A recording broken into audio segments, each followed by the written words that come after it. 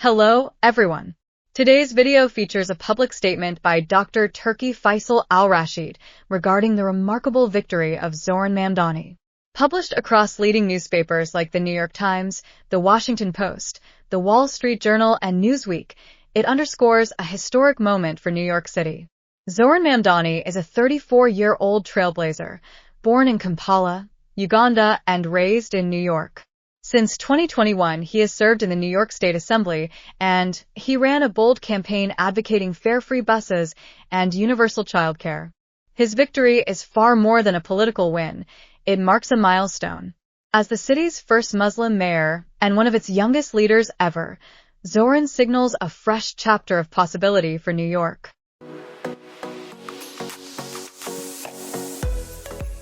At first glance, this just looks like a standard congratulatory message for a new mayor in New York City.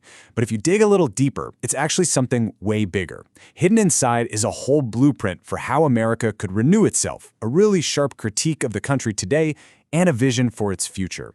So let's break down how this one victory message tries to do all of that. So right out of the gate, the message opens with this line, "A new chapter of hope and transformation." That tells you immediately this isn't just going to be a simple, hey, congrats on the win.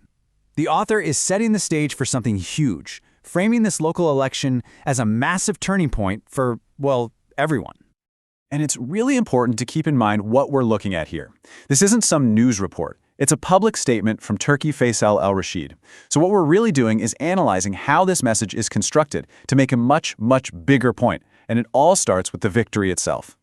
The argument starts local, right there in New York City. The author treats this win not just as a political victory, but as an event that has this immense, almost historical significance. Yeah, the focus is squarely on Zohran Mamdani's win, but the statement just immediately elevates it. This isn't just about getting a new leader for the city. It's being presented as the beginning of a massive citywide transformation, a moment that was earned through a real struggle, not just some random bit of good luck. I mean, just listen to the language here. It's so deliberate. The statement flat out says this was no stroke of fortune. Instead, the win was forged, shaped, and guided. Words like that, they create this almost mythic feeling around the whole thing, framing the victory as this destined outcome of pure courage and faith. So, after all that epic praise, the author gives a direct piece of advice to the new mayor. Hold fast to the compass of faith. The message here is crystal clear. Your job is to lead for the common good, not for your own short-term gains. And that idea right there, it becomes the moral backbone for the entire argument that's about to unfold. Okay, and this is where the whole thing starts to scale up big time. The author zooms way out, connecting this one single win in New York to a potential awakening for the entire country. Suddenly, this victory isn't just for New York anymore. It's being positioned as the potential spark for a national awakening. The implication there is powerful, right? The idea that what happened in this one city can and maybe should happen everywhere else. So that begs the question, what is this Mamdani reform movement that the author is envisioning? What are its goals exactly? Well, the text lays them out, and let me tell you, it's a surprisingly ambitious agenda. The agenda is this really bold three-part plan. And notice how it builds. It starts at home, right, dealing with poverty and corruption. Then it broadens to take on the political system itself, the entrenched interests. And finally, it goes global, challenging what the author calls the military-industrial behemoth. I mean, that is an incredibly ambitious vision. And then we get this word that just captures the gravity of it all, a true reckoning. You don't use a word like reckoning for simple policy tweaks. A reckoning, that's a moment of judgment. It's a moral crusade to confront a nation's deepest, most fundamental problems. Now the argument zooms out again, but this time the whole tone shifts. We go from the promise of this new movement to a really sharp critique of America as it exists today. Right after building up all this hope and excitement, the message just pivots and asks this really tough question. How did we arrive here? It's a rhetorical move that's clearly designed to make you, the reader, just stop and question the very foundations of the country. And here is the author's diagnosis of what's wrong. America is entangled in the uneasy union of unchecked capitalism and professed democracy. In other words, there's a fundamental conflict between its economic system, which is all about profit, and its political ideals of equality. That word entangled is so key.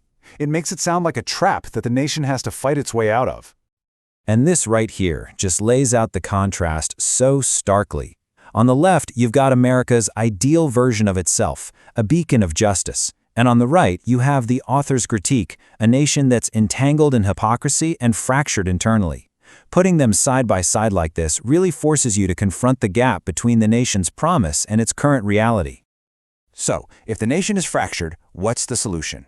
That question leads us to the final and broadest part of the argument, a brand new vision for what America's role in the world should be. And this brings us right back to that third goal, challenging the military-industrial behemoth. The author has a very specific definition for this. It's not just about how much money is spent on defense. It's portrayed as this active force that actually perpetuates war and demands that other nations fall in line. The author's logic here is pretty simple, but it's also incredibly powerful. America can't be a global beacon of justice if it hasn't fixed its own deep internal fractures. From this point of view, having credible leadership on the world stage has to start with getting your own house in order first. And this is the ultimate call to action. It's a direct challenge to American foreign policy. The author is basically pleading with the nation to cast aside the veils of hypocrisy and switch its focus from exporting conflict to healing itself from the inside out. And then, just like that, this massive global argument is brought right back to where it all started. Mamdani's victory is no longer just a local political win. It's become a symbol, a clarion call, which is like a really loud, clear trumpet blast, for this huge project of national renewal.